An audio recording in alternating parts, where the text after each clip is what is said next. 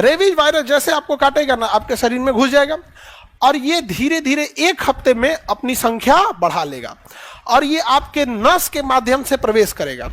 और जैसे नस के माध्यम से प्रवेश करेगा ना, तो इसे पतली नसों में रहना पसंद है, तो सीधे कहाँ चला जाएगा? ब्रेन में।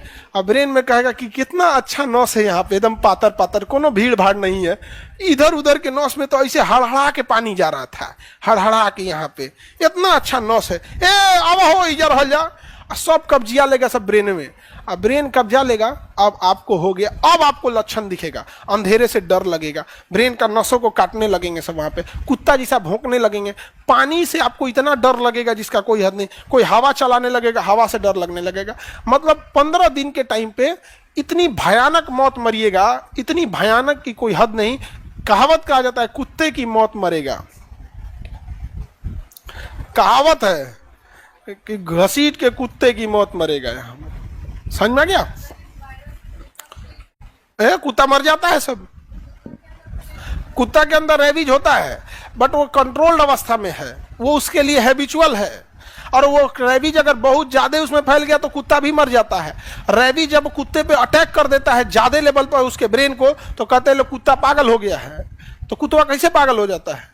क्या कुत्ता को टेंशन थोड़े है कि पगला जाएगा? वहां पे टेंशन से कुत्ता थोड़ी पागल होता है।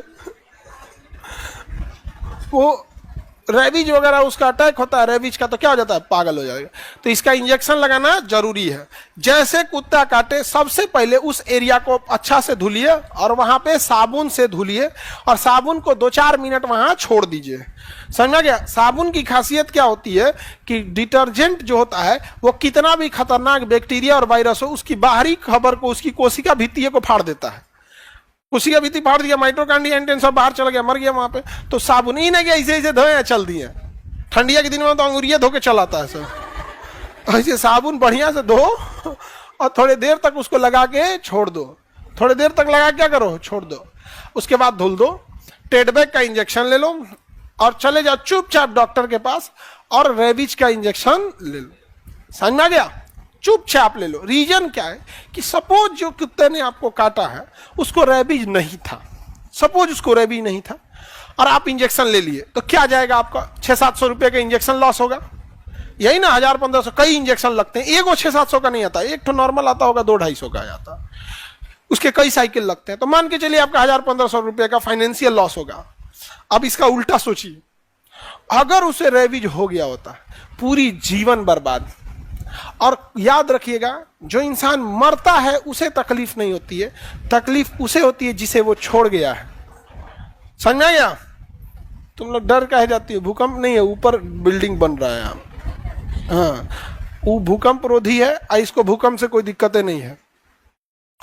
उधर की बिल्डिंग सब कैसी है? भूकंप रोधी। अब आप लोगों से पहले बैच वालों से कहते थे कि भूकंप रोधी है तो मन भी नहीं करता था। जब बन रहा था तो देखी थी लोग, हाँ 20 फीट नीचे, 20 फीट। और मतलब छत की ढलैया इतनी होती है ना, छत कितना होता है? इतना ही मोटा छत होता है और ये इसका बेसमेंट इतना मोटा ढाला गया है। भूकंप आएगा तो नीचे झाड़ दे, उस दूसरे हॉल में जाओ। सरकारी हॉस्पिटल में फ्री में मिलता है, हाँ फ्री वगैरह मिलता है। सांप का भी इंजेक्शन सरकारी हॉस्पिटल में फ्री मिल जाता है यहाँ पे, लेकिन अवेलेबल रहना चाहिए। फ्री मिलता है लेकिन रहना भी तो चाहिए। पता चला डॉक्टर नहीं रह पाता है। इंडिया में हॉस्पिटल और एजुकेशन दोनों को सेम विधि से चौपट किया है सब।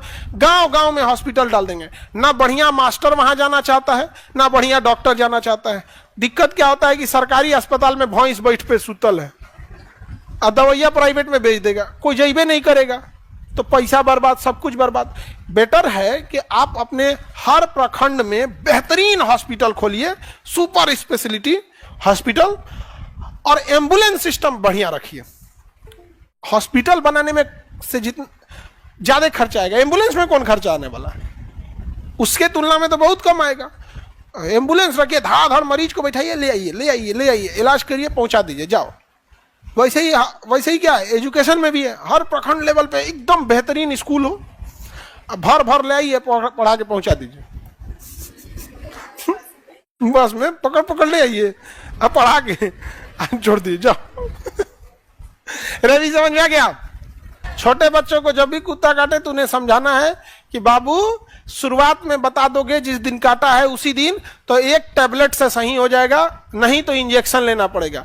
छोटे बच्चों को झूठ बोल के समझाना जरूरी है, क्योंकि वो इंजेक्शन से बहुत डरते हैं, उस डरे बताएगा नहीं, फिर बेचारा मर जाएगा। समझ में आ रहा है? लड़की लोग, लड़का लोग, सब लोग को बचपन में अपना याद कीजिए ना, सुई लगाने के नाम पे एकदम आदमी हदस जाता था, अरे बाप रे बाप। अभी हो तो अब आप लोग अभी बड़ी नहीं न हुई है।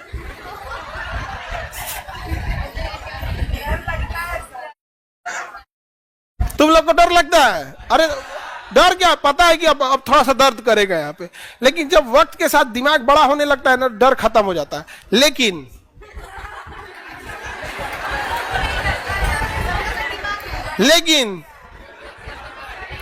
समझ गए बबनी? हाँ, कैसा लगता होगा? इसे खटखट खटखट अंदरवा करता होगा। अरे बड़ बैग में छोट सामान रखो, ठक ठक ठक नहीं करेगा।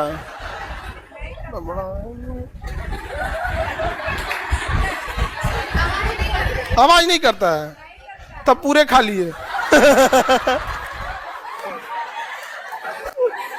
आगे बढ़ते हैं।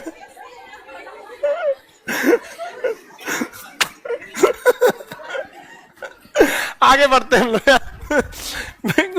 पूरा भरा भी रहेगा तो भी आवाज नहीं करेगा। नहीं समझी? हाँ, अच्छा पूरा भरा हुआ है, हाँ ठीक है, तो आज नहीं करेगा। तब अब क्या भरा है अब कौन जाने। देहात में कहा जाता है कि तेरे दिमाग में तो भूसा भरा। भूसा क्या होता है सर? तब तुम्हारे दिमाग में गोबर भरा है। तुम्हें अगर भूसा नहीं पता है तो